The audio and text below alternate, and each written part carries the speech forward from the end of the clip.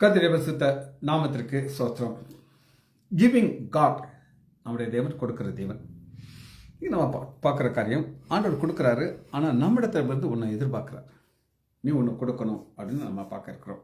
ஜெபத்தோடு இந்த செய்திக்குள்ளே கடைசிலம் எத்தனை நன்மைகள் எனக்கு செய்தீர், யாப்பாடி நன்றி சொல்வேன், நான் யாப்பாடி நன்றி சொல்வேன். நன்றி ராஜா, நன்றி ராஜா, நன்றி ராஜா, இயேசு ராஜா, நன்றி ராஜா, நன்றி ராஜா, நன்றி ராஜா, இயேசு ராஜா. தாழ்மையில் இருந்தேன், தயவாய் நினைத்தீர், தேவானே உம்மை துதிப்பேன். தாழ்மையில் இருந்தேன், தயவாய் நினைத்தீர், தேவானே உம்மை துதிப்பேன். யா தேவானே உம்மை துதிப்பேன். ஓபரவா ஓபரவா ரிபரவரா ரிப்பரவா ரிப்பரவரா ரிகஷகரகரகரரா.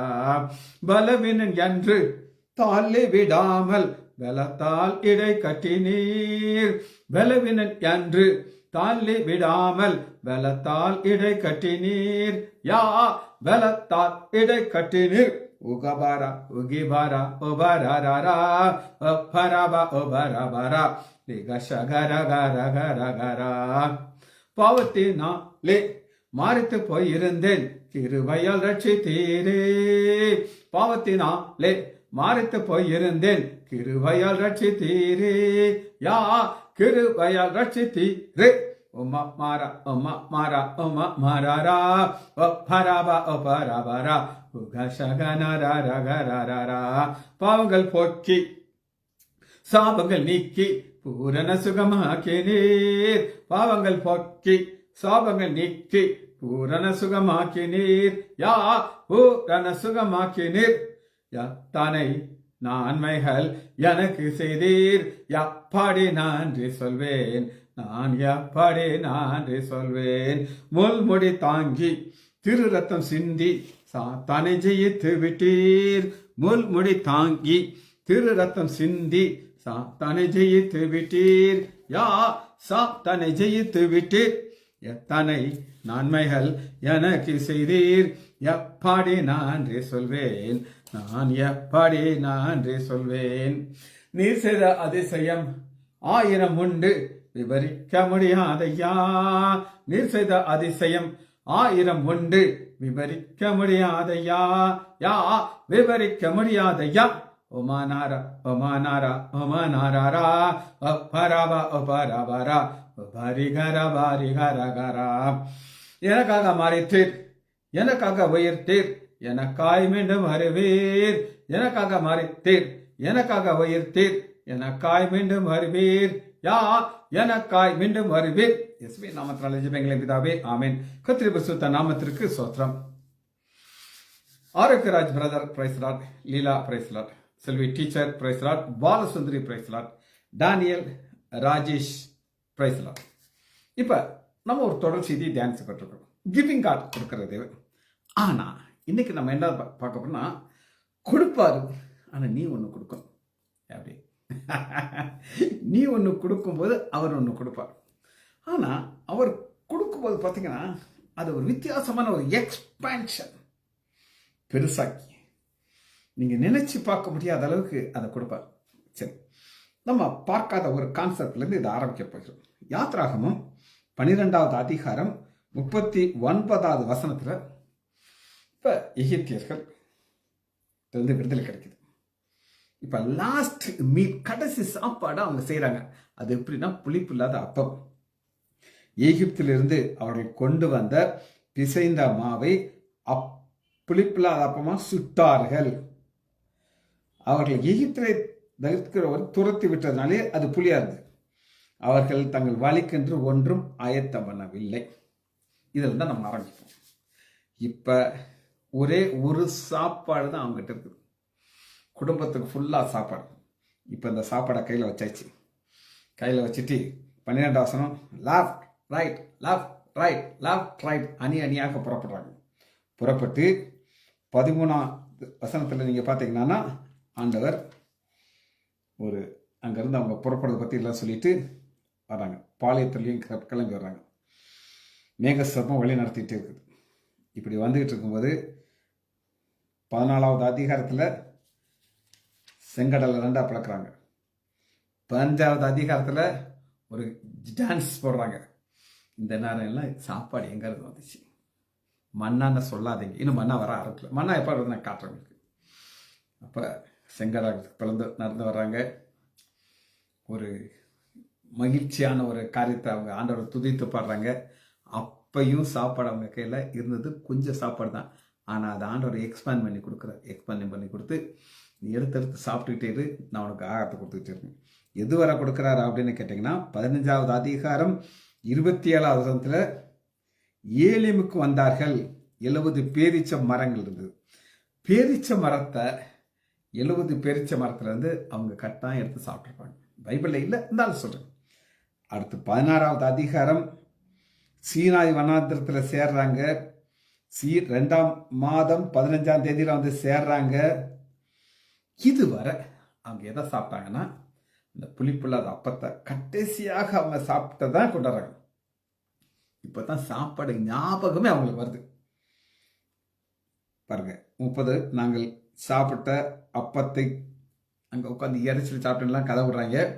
இந்த நேரத்தில் தான் 16வது அதிகாரத்தில் தான் ஆண்டவர் மன்னாவை ஓசி பண்ணிக்கிறார். பாருங்க, ஆண்டவர் வந்து கொஞ்சம் சாப்பாடை கையில் வச்சு அதை எல்லாத்துக்கும் எக்ஸ்பேண்ட் பண்ணி கொடுக்குறார். சரி, இப்போ ஆண்டவர் கொஞ்சமான காரியத்தை இருந்து ஆண்டவர் எக்ஸ்பேண்ட் பண்ணி கொடுக்குற அவர் நீ கொஞ்சம் கொடுக்கணும் அப்படிங்கிறார். கொஞ்சத்தை கொடுத்து ஆண்டவர் பெரிய காரியத்தை கொடுப்பார். 2 ராஜாக்கள் 4வது அதிகாரம் 10வது வசனம். 2 ராஜாக்கள் 4வது அதிகாரம் 10வது வசனத்தில் ஒரு சூனியா பார்க்குறோம். நான்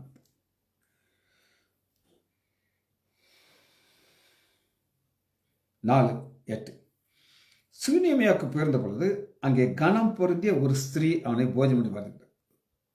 இது ஒரு அம்மா ராஜ்யம். சில வீட்டில் பெண்கள் வந்து டாமினேஷன் இருக்கும். அவங்க எடுக்கிற முடிவு தான் கரெக்ட், வேறு எதுவுமே செய்யக்கூடாது. எங்கள் வீட்டில் எங்கள் அப்பா இருக்கும்போது எங்கள் அப்பா எப்படி முடிவு எடுப்பார் அப்படின்னு நீங்கள் கேட்டிங்கன்னா, எங்கள் அம்மா சோஃபா போடுவாங்க, போட்டுக்கோ, அதில் கலர் அடிப்பாங்க, அடிச்சுக்கோ. இந்த சோஃபாவில் ஒரு எதுக்காவது இந்த மாதிரி மாட்டுவாங்க, மாட்டிக்கோ. பொம்மை செய்வாங்க, செஞ்சுக்கோ. ஆனால் மெடிக்கல் சீட்டு வாங்க போது அவங்க தான் முடிவு எடுக்கணும். எங்கள் அப்பா தான் முடிவு எடுப்பார். என் தங்கச்சிக்கு மாப்பிள்ளை எங்கள் அப்பா தான் முடிவாங்க. மேஜரில் அவர் கை எடுத்துக்கிறார், சின்னச்சதெல்லாம் விட்டுருவார். ஆனால் இங்கே இந்த அம்மா பெர்மிஷன் கேட்குது மாப்பிள்ளைட்ட. என்ன மாப்பிள்ளைட்ட பெர்மிஷன் கேட்குது அப்படின்னு கேட்டிங்கன்னா, அந்த ஊருக்கு வரும்போதெல்லாம் எலிசா வரும்பொழுது போஜனம் அந்தப்படியே போஜனம் பண்ணுவார். மாப்பிள்ளைட்ட இந்த மனுஷன் பரிசுத்தவான், தேவனுடைய மனுஷன் பரிசுத்தவான் காண்கிறேன். ஒரு பெண்ணுக்கு ஒரு கேரக்டர் இருக்கும். அது என்ன கேரக்டர் அப்படின்னு கேட்டிங்கன்னா, ஒரு மனிதன், ஒரு ஆண் பார்க்கும்போது எந்த நோக்கத்தோடு பார்க்குறேன்னு அவங்களால கண்டுபிடிக்க முடியும். கல்யாணம் ஆகிடுச்சு, இருக்கு வயசான அம்மா, ஆனால் பரிசுத்தவான் அப்படின்னு சொல்கிறேன். நான் மெத்தியின் மேல், மெத்தனானது மாடி, 5 காரியத்தை நான் ரெடி பண்ண போகிறேங்குது. ஒன்று சின்ன அறை, ஒரு குட்டி ரூம், நம்பர் 1. நம்பர் 2 ஒரு கட்டில், 3வது மேசை, 4வது நாற்காலி, 5வது குத்துவிளக்கு. இவ்வளவு நான் ரெடி பண்ணுவோமா அப்படிங்கிறாங்க.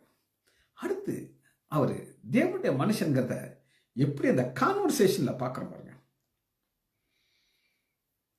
12வது எலிசா தன் வேலைக்காரனையை கேஎஸ் நோக்கி சூனமியாலை அழைத்து கொண்டு வாங்க. அவளை அழைத்து கொண்டு வந்தான்.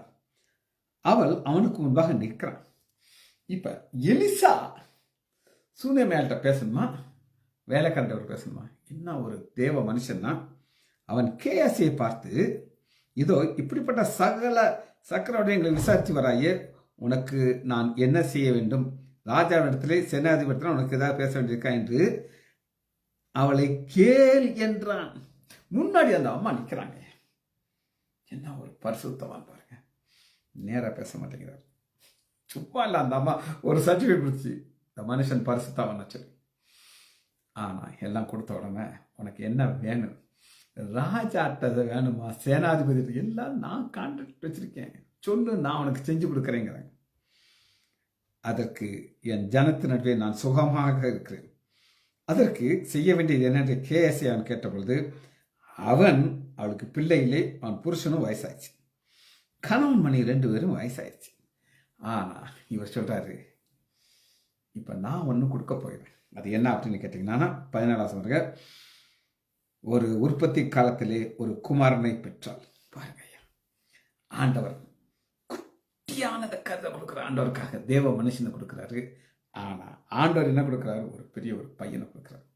உங்களுக்கு எல்லாருக்கும் தெரியும், அதாவது உடனே உங்களுக்கு ஒரு குழந்தை வந்தாலும் அதுக்கு வேல்யூ தெரியாது. சொல்லுவாங்க தவம் இருந்து பெத்த பிள்ளைன்னு சொல்லுவாங்க. பார்த்தீங்க, தவம் இருந்து நம்ம தவம் இருக்கலை, ஆசைப்படலை. ஆனால் ஆண்டவருக்கு ஒரு சின்னது கொடுத்துச்சு, ஆண்டவர் பெரிய காரியத்தை கொடுத்தார். சரி, இன்னொரு காரியத்தை பார்க்க போகிறோம். அதே 2 ராஜாக்கள் 4வது அதிகாரம் 1 வசனத்தில் தீர்க்கதரிசினி புத்திரன் ஒரு மனுஷன் எலிசாட்ட வந்து கேட்குது, என் கணவன் ஒரு தீர்க்கதரிசி இறந்து போயிட்டார், 2 பசங்க, 2 பேரையும் அடிமையாக நான் வாங்கின கடனுக்காக தூக்கி போயிட்டாங்க, நீங்கள் உதவி செய்யணும்னு வந்து கேட்குறாங்க. எலிசா அவளை நோக்கி, நான் உன்னிடத்தில் செய்ய வேண்டும் கேட்டிருக்கேன். அப்போ உங்கள்கிட்ட என்ன இருக்கு அதான் கேட்குறேன். எப்பவுமே ஆண்டவர் இவ்வளோ நாள் பார்த்த செய்தியில் எதுவுமே கேட்க மாட்டார். கேட்காமலே குமாரனை கொடுப்பார், கேட்காமலே சுகத்தை கொடுப்பாரு, கேட்காமலே அபிஷேகத்தை கொடுப்பாரு, எல்லாத்தையும் கொடுப்பாரு. ஆனால் இப்போ நீ என்ன கொடுக்க போற எனக்கு, அதை வச்சு நான் உனக்கு கொடுப்பேன். சரி, எலிசா அந்த அம்மாட்ட கேட்குறேன், உங்ககிட்ட என்ன இருக்கு? அம்மா சொல்லுது, ஒரு குடம் எண்ணெய் இருக்கு, வேற ஒண்ணுமே இல்லை. ஒரு குடம் எண்ணெய் இருக்குல்ல, சரி, நான் ஒரு ஐடியா சொல்றேன். நீ பக்கத்து வீட்டுக்காரங்கெல்லாம் போய் அவங்ககிட்டலாம் எம்டி வெசல் வாங்க, காலி பாத்திரத்தை வாங்கிட்டு, பயம் போகிறான், கேட்குறாங்க, காலி தானே எடுத்துகிட்டு போ, திரும்ப கொண்டு வந்துடுவாங்க. தெரியும், ஏமாற்ற மாட்டாங்க இந்த அம்மா. காலி பாத்திரத்தெல்லாம் கொடுத்து இப்போ கதவை பூட்டிட்டு அந்த உள்ளே இருந்து அந்த பாத்திரத்திலே வார்த்தை, அந்த பாத்திரங்கள் ஃபில்லப் பண்ண அடுத்து வேற பாத்திரம் கணக்கட்டா சுற்றி யார்ட்டுமே கிடையாது, அவ்வளோ தூரத்துக்கு ஃபில்லப் ஆயிடுச்சு. அது பாருங்க, போய் தேவனுடைய மனுஷத்துக்கு அறிவித்தால் அப்பொழுது நீ போய் என்னையை விற்று உன் கடனை தீர்த்து மீதியை கொண்டு ஜீவனம். நான் என்ன நினைக்கிறேன் அப்படின்னு கேட்டிங்கன்னா, எப்பவுமே ஒரு சாம்பிள் கொஞ்சம் லேசாக சாப்பிட்டு பார்ப்பாங்க. சாப்பிட்டு பார்த்தா இந்த எண்ணெய் அந்த டேஸ்டாக இருக்கு, பரலோகத்திலிருந்து வந்த எண்ணெய், அடிதடியில் காசு கொடுத்து டபுள் ரேட்டு கொடுத்து வாங்கிட்டாங்க, கடன் அடைச்சாச்சு, மீதி உள்ள காலத்தையும் பார்த்துட்டாங்க. கதவை பூட்டி கொண்டு, இப்போ கதவை பூட்டி கொண்டு அப்படின்னா என்ன அர்த்தம் அப்படின்னு கேட்டிங்கன்னா, இது தேவனுடைய திட்டத்தில் வரும்பொழுது ஓப்பன் ஆகிருக்கிறது. ஆண்டவர் வந்து சில காரியத்தை பூட்டிட்டு செய்கிற, நீ ஜெபம் பண்ணும்போது உபாசனம் பண்ணும்போது கதவை பூட்டிக்கிட்டு, அப்போ பரலோகத்தில் இருக்க தேவன் அதை பார்ப்பார். சரி, அடுத்து ஒரு குறிப்பை நம்ம பார்க்க போகிறோம். 1 ராஜாக்கள் 17வது அதிகாரம் 9வது வசனம். 1 ராஜாக்கள் 17:9. அது எலிசா பார்த்த பற்றி. எலியா ஒரு சேலஞ்ச் பண்றார். என்ன சேலஞ்ச் பண்றாருன்னா, என்னுடைய வார்த்தை அன்றி இந்த ஊர்ல மழையும் பெய்யாது, பனியும் பெய்யாது சொல்லிட்டு ஒளிஞ்சுக்கிட்டார். ஆண்டவர் என்ன செய்யறாருன்னா, பாருங்க 17வது அதிகாரம் 5வது, கேரியாத் ஆட்டுக்கு போய் ஒளிஞ்சுக்கிட்டார். அவருக்கு சாப்பாடு கொடுத்துக்கிட்டே இருக்காரு, சாப்பாடு வந்துக்கிட்டே இருக்கு, சாப்பாடு காகம் கொடுக்குது. நான் ரட்சிக்கப்பட்ட புதுசில்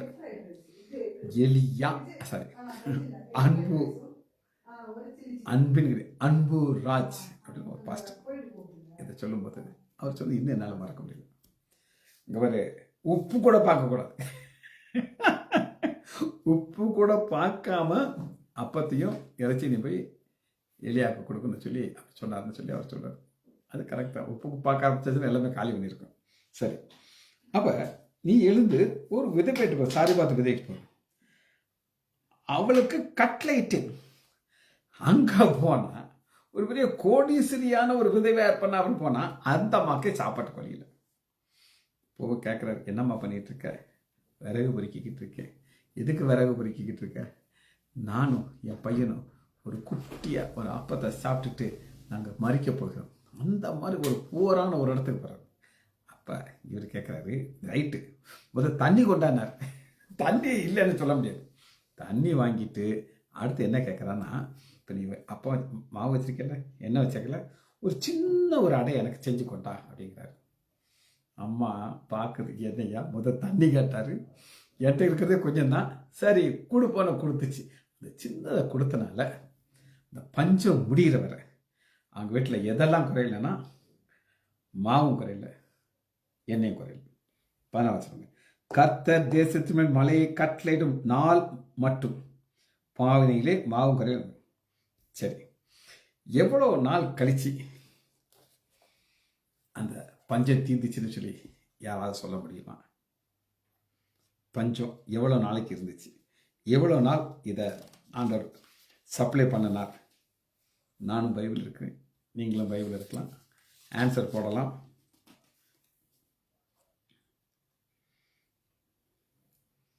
வச்சிருக்கேன், நான் ஆன்சர் கண்டுபிடிச்சிட்டேன், யாராவது போடுறாங்களான்னு பார்ப்போம். எவ்வளவு நாள் பஞ்சம் இருந்துச்சு. சரி, அடுத்த மேட்ருக்குள்ள போகிறோம். ஆண்டவர் அடுத்து என்ன எதிர்பார்க்கிறார் அப்படின்னு கேட்டிங்கன்னா, எடுத்துக்கலாம். மத்தேயு 15வது அதிகாரம்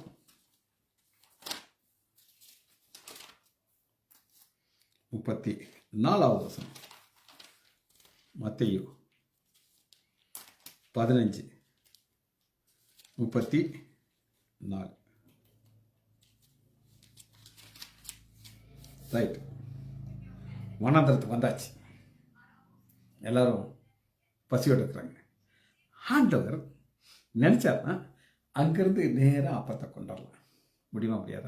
ஆனால் ஒரு கேள்வி கேட்குறேன். அதற்கு இயேசு, உங்களிடத்துல எத்தனை அப்பங்கள் உண்டு? நீ என்ன வச்சிருக்க? நீ ஒன்று கொடுத்தா தானே நான் ஒன்று கொடுப்பேன், நீ கொஞ்சமாக கொடு. தப்பு. நீங்க வசனத்துல இருந்து காட்டணும். ராஜேஷாவது போட்டிருக்காரு, வேறு யாருமே ஆன்சரே போடலை. சரி, நானே சொல்லிடுறேன். இன்னொரு டைம் தரேன், கடைசியில் முடிக்கிறவரை யார் சான்ஸ் போடுறாங்க பார்ப்போம். ரைட், ராஜேஷ் அது ஆன்சர் கிடையாது. நான் உங்களுக்கு ஆன்சர் சொல்லுவேன், நான் வசனத்திலேருந்து காட்டுவேன் உங்களுக்கு. சரி, மத்தேயு 15வது அதிகாரம் 34 வசனம். ஏன் ஆண்டவர் மேலேருந்து கொண்டுடலாம்ல? கொண்டுடல. காரணம் என்ன அப்படின்னு கேட்டிங்கன்னா, நீ ஒன்று கொடுக்கணும். ஆண்டவர் என்ன சொல்கிறார் அப்படின்னு கேட்டால், நீ வெறுங்கையாக வராதுக்கிறார். வெறுங்கையாக வரக்கூடாது, ஏதாவது கொடுக்கணும். சரி, 7 அப்பங்களும் சில மீன்களும்.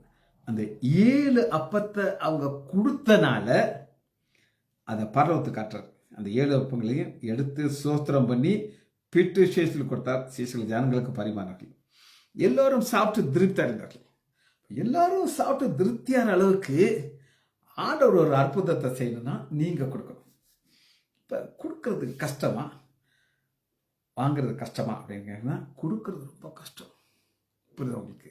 ஆனால் நீ கொடு, அந்த பழுகி பெருகி கொடுக்க வைப்பார். சரி, இன்னொரு சம்பவத்தை நான் உங்களுக்கு காட்டுறேன். அப்போஸ்தலர் 9வது அதிகாரம் 39வது வசனம்.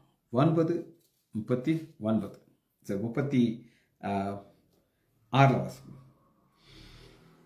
தொற்கால் என்று தப்பித்தாள் ஒரு சிஷி இருந்தார். அவள் நற்கிரியைகளையும் தர்மங்களையும் மிகுதியாக செய்து வர. என்ன செய்தா? மிகுதியாக. இந்த மிகுதியாக செய்ததை யாருக்கு செய்தா அப்படின்னு நீங்க கேட்டீங்கன்னா, 39. அப்பொழுது விதவைகள் எல்லோரும் அழுது. ஏங்க அழுகிறாங்க? ஐயோ, தொற்கால அம்மா இருந்தவரை எங்களுக்கு ஒரு கஷ்டமும் கிடையாது. போய் கேட்டால் கொடுப்பாங்க, எப்போ கேட்டாலும் அவங்க கொடுப்பாங்க. தங்களோடு கூட இருக்கையில செய்த அங்கேயும் வஸ்திரத்தை காண்பித்து அவனை சூழ்ந்தார்கள். பேதுரு பார்க்குற எங்க திரும்பினாலும் விதவைகள் தான் நிற்கிறாங்க. கையில் என்ன வச்சுருக்காங்க? நம்ம மக்கள் கொடுக்குறதானா எனக்கு என்ன திரும்ப கிடைக்கணும் தான் கொடுப்பாங்க. முன்னாடி இந்த மண்டபம் இருந்துச்சு. ஒரு பாஸ்டர் வந்து பிரைஸ்லாம் ஆடுன்னு ஒரு இழுப்பார், இந்த சபா இழுப்பார். என்னன்னு கேட்டான்னா, என் தம்பிக்கு கல்யாணம், மண்டபம் நீங்கள் ஃப்ரீயாக கொடுக்கணும், காசு கேட்பாரு சொல்லி. அப்போ அவங்க ஒரு மேட்டரோட தான் எங்கிட்ட வருவாங்க. ஆனால் மேட்டர் கொடுக்குறாங்க பாருங்க. பேதுரு எல்லாரும் வெளியே சொல்லி முழங்கால் படியிட்டு ஜெபம் பண்ணி பிரேதத்துக்கு பின்புறமாக இருந்தது, தபித்தாலே எழுந்திரு என்றார். அப்பொழுது அவள் தன் கண்களை திறந்து பேதுருவை பார்த்து உட்கார்ந்தார். சின்ன காரியத்தை கொடுத்து அம்மா உயிரை திரும்ப வாங்கிருச்சு. காரணம் அந்த அம்மா கொடுத்துச்சு. சரி, கடைசியாக ஒன்றை பார்த்து நம்ம செய்தி முடிக்கப்படும். அது என்ன அப்படின்னு கேட்டிங்கன்னா, ஆண்டவர் ஒரு பலவீனமான ஒரு மனிதனை பார்த்து சொல்றார். Week person. வீக் பர்சன்னா எவ்வளோ வீக் பர்சன் அப்படின்னு நீங்கள் கேட்டிங்கன்னா, நியாயாதிபதிகள் 6வது அதிகாரம்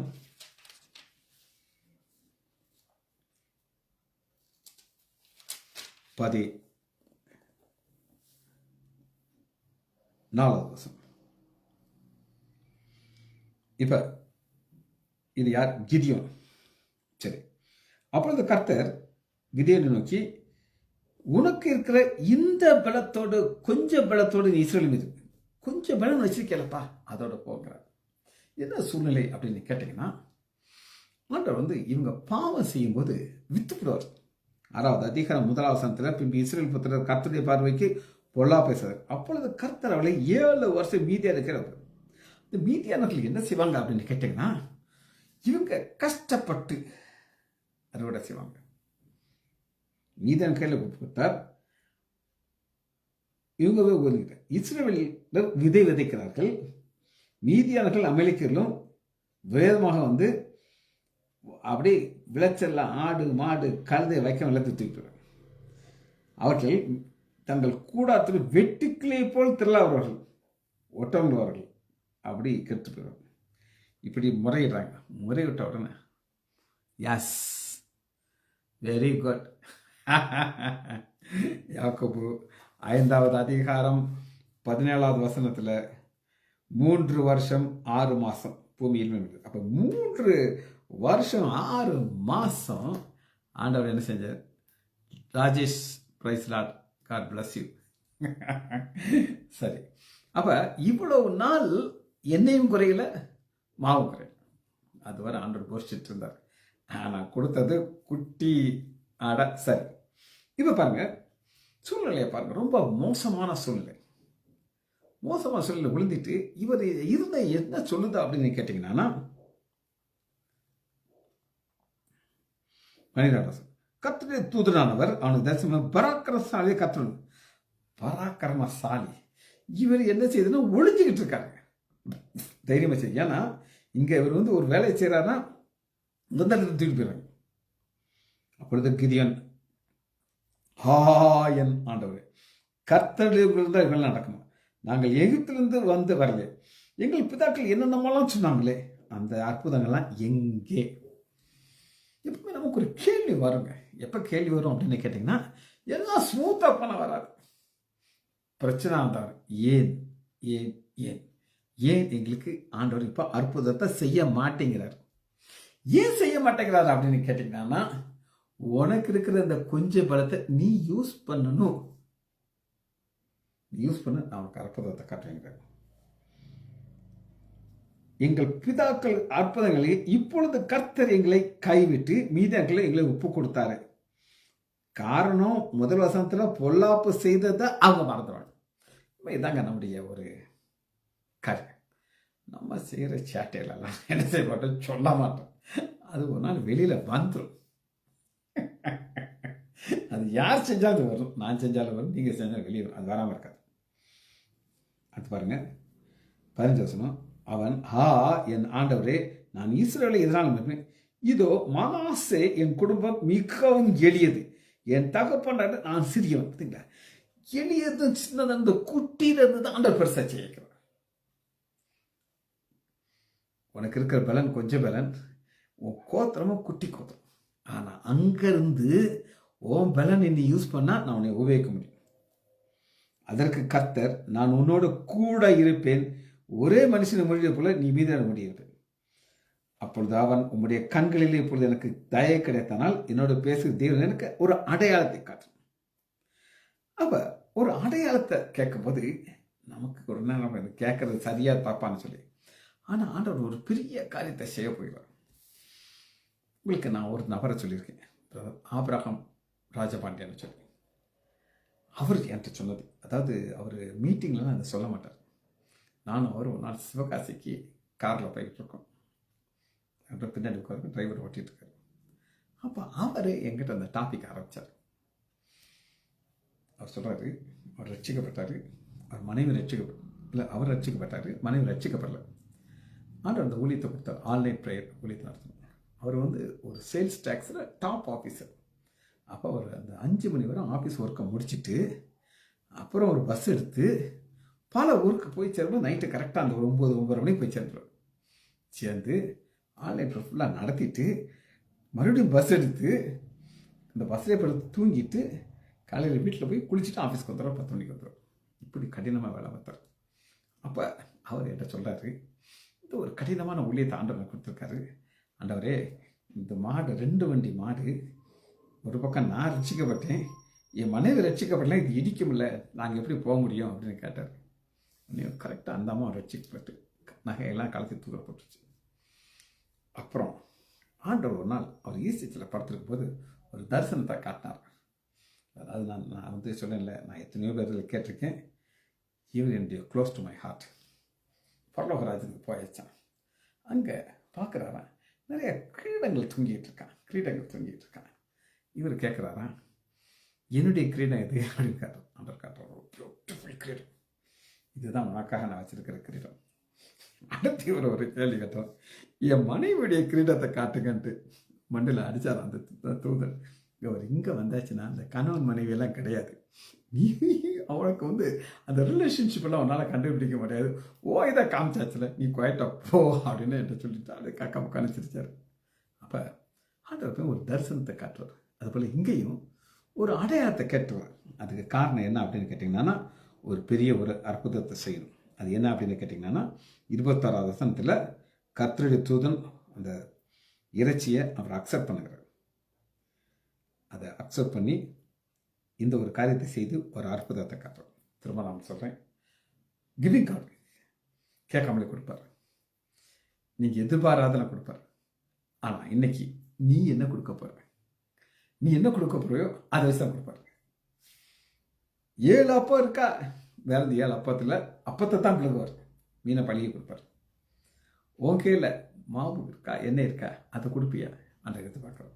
ஜெபிச்சு படிப்போமா. மகா இறக்கமும் கருவேமுள்ள பிதாவே, துதிக்கிறோம் ஐயா. யாத்ராமத்தில் ஐயா அவர்கள் ஆரம்பிக்கிறார்கள். அதில் இருந்த அப்பம், புளிப்பில்லாத அப்பத்தை கடைசி வரை கொடுத்தீங்களா ஐயா, அதுபோல் எங்களுக்கும் ஐயா இந்த தொடர்ந்து எங்களை நீர் ஆசீர்வதிக்கிறீர் ஐயா. அங்கே எங்களை உமக்கு தருகிறோம் ஐயா, ஆசீர்வதித்து காத்துக்கொள்ளுங்கப்பா. பிள்ளைகள் ஒவ்வொருவரையும் ஐயா ஆண்டவராகிய இயேசு கிறிஸ்துவின் நாமத்தினாலே ஆசீர்வதிக்கிறேன். இயேசுவின் நாமத்தினால் ஜெபங்களை பிதாவே. ஆமேன், ஆமேன், ஆமேன்.